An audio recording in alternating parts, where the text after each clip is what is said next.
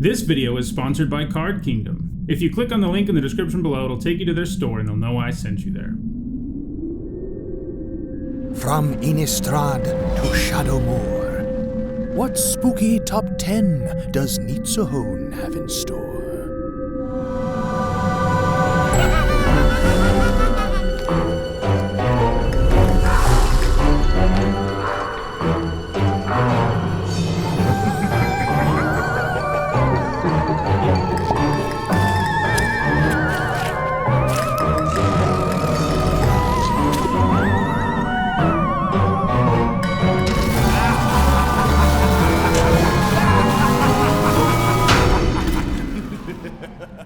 Hi everyone, I'm Nitsuhone and today is Friday, and we're also in the second half of October, and that means it's time for a spooky MTG Top 10. In this series, I rank cards based on their historical performance at Magic's highest level of competition. One of my goals with this series is eventually to do an MTG Top 10 on every single set, and while I've done a lot of them, there is still a lot left, including some spooky ones, like Eventide, which we'll be looking at today.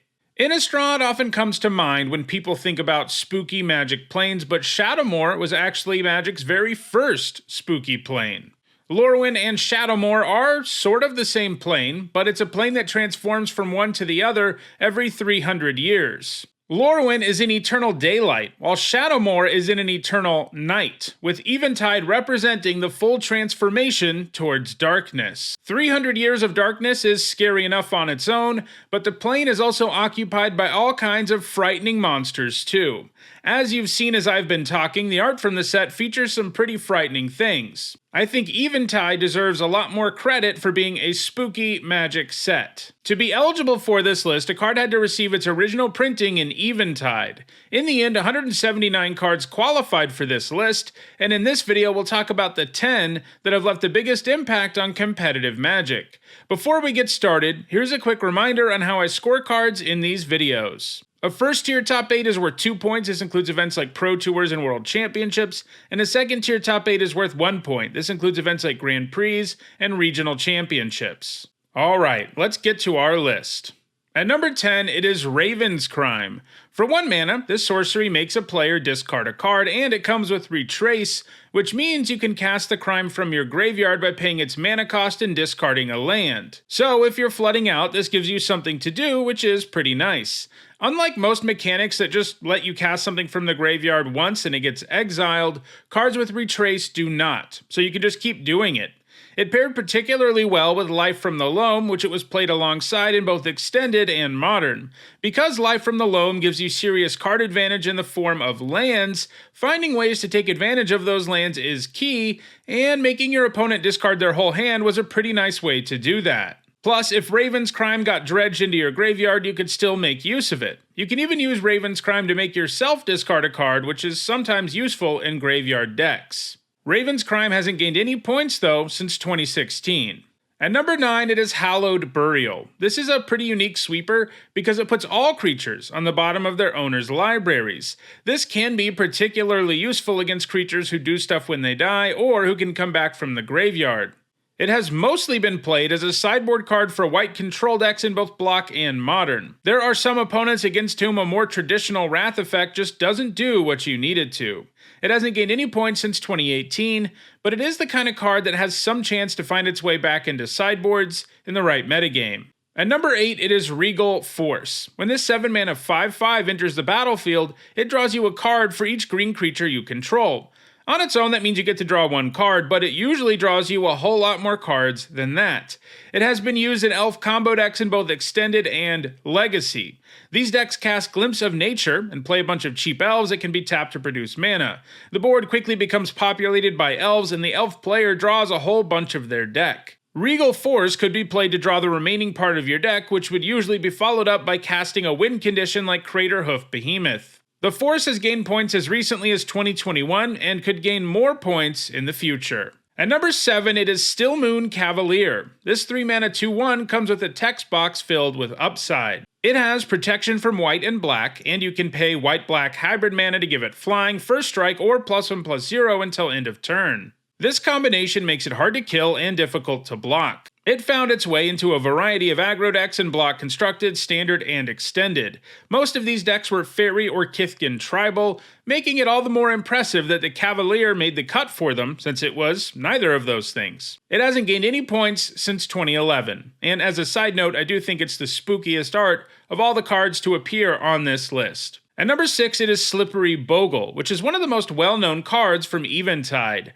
While it wasn't played at all for the first several years of its existence, this 1-mana 1/1 with hexproof famously lends its name to a modern deck that runs it and other cheap creatures with hexproof and slaps a bunch of auras on them, making them absolutely massive creatures that can't be destroyed by spot removal. Once a Bogle has Daybreak, Coronet, and Rancor, the game is going to be over in a hurry.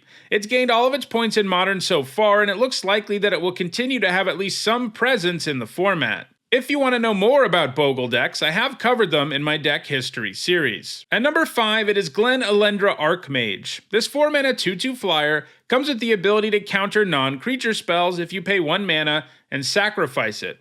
It comes with Persist, which means it returns to the battlefield with a -1/-1 counter on it when it dies.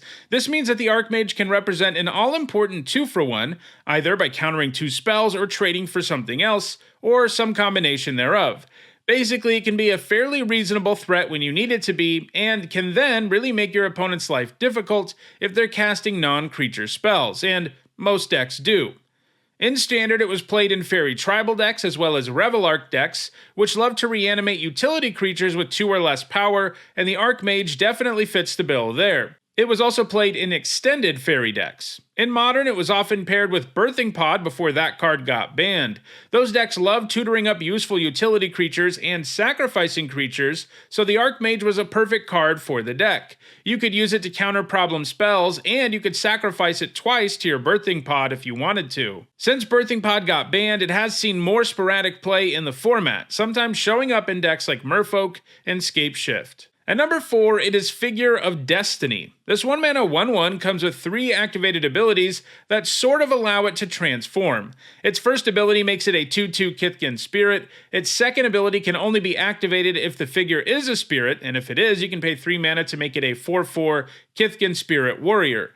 After that, you can pay 6 mana to make it an 8/8 with flying and first strike. This design received a lot of praise, and it would go on to be the template for the level up mechanic. And we've seen a lot of other creatures over the years too, without level up, that have a similar design, like Dominaria United's Evolved Sleeper. Anyway, obviously this Kithkin is a powerful 1-drop since it can scale throughout the game and be relevant on almost any board. Unsurprisingly, it was played in red and white aggro decks in Block, Standard, Extended, and Modern. At number 3, it is Flickerwisp. This 3-mana 3/1 flyer has a deceptively powerful Enter the Battlefield ability. It allows you to exile another target permanent. Then that permanent returns to the battlefield under its owner's control at the beginning of the next end step. That ability has a lot of interesting uses. You can use it to rebuy Enter the Battlefield abilities, you can use it to temporarily get rid of opposing permanents temporarily, and there are a number of other combos you can do with it.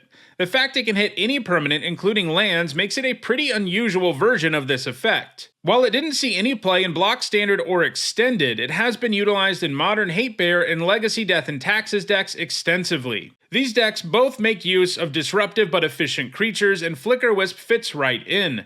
Both of these decks use Ether Vial, which can allow you to put Flickerwisp into play at instant speed, making the ability even more useful. It can just do a ton in the deck. Just check out this list of the ways it is commonly used from Phil Gallagher's website, ThrabenUniversity.com, which has an entire section on how to use Flickerwisp in Legacy Death and Taxes. It has been especially prolific in Legacy, where it continues to see regular play. It's likely to keep gaining points going forward, and it has some chance to move up this list. At number 2, it is Nettle Sentinel. This 1-mana 2/2 doesn't untap during your untap step, but it will untap anytime you play a green spell.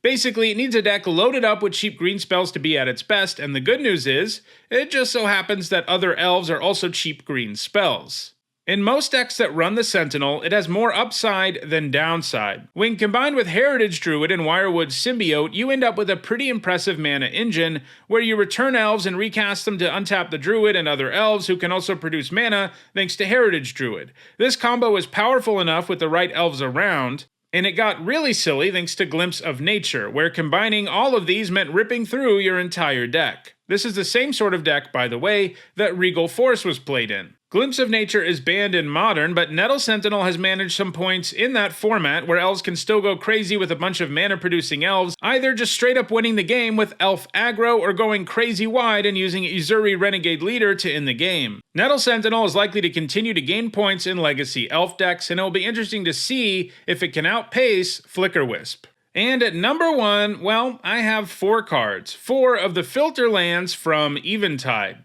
They can all tap for colorless, or you can pay a 2-color hybrid mana to create any combination of those 2 colors of mana. All 4 of these had enough points to make the list, and that would have been pretty uninteresting, so I put them together. Twilight Mire is a legitimate number 1, with the others having significantly fewer points. These lands are pretty good at fixing your mana, though they aren't played nearly as much as some other lands that can produce 2 colors of mana, like the original dual lands, the shock lands, or the check lands. They have all seen at least some play in Standard, Extended, and Modern, but not in the Eternal formats. Twilight Mire is really the only one still actively putting up points, and it feels like both Nettle Sentinel and Flickerwisp could catch it in the future. So, those are the 10 cards from Eventide that have left the biggest impact on competitive Magic. If you want to own any of these spooky cards, check out the description where you can find a direct Card Kingdom link for each of them. If you want to make sure you catch future editions of this series, don't forget to subscribe. If you want to catch up on the more than 500 other MTG Top 10s, including many more that are Halloween inspired, you should see the playlist on your screen shortly. Thanks for watching.